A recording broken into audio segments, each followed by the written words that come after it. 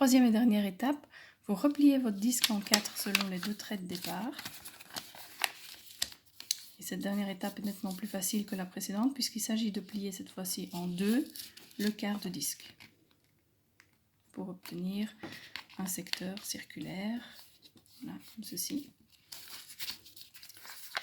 Vous redépliez votre disque et vous marquez les nouveaux traits obtenus, donc ici, ici, là et là, dans une autre couleur. Donc, je vais choisir le vert.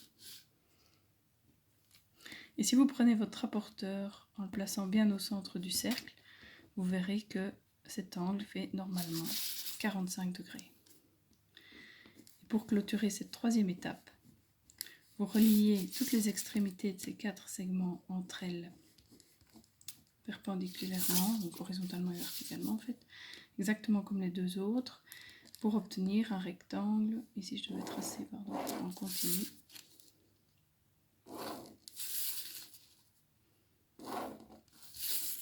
Voilà.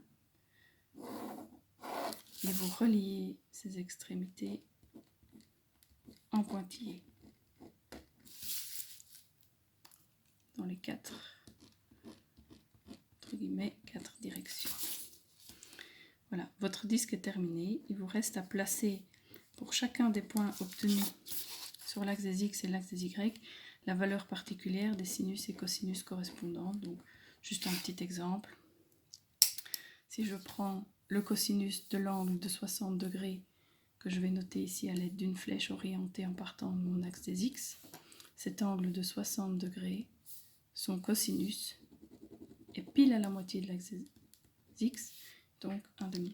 Si je fais la même chose avec l'angle en vert, j'ai un angle de 45 degrés et son cosinus est racine de 2 sur 2.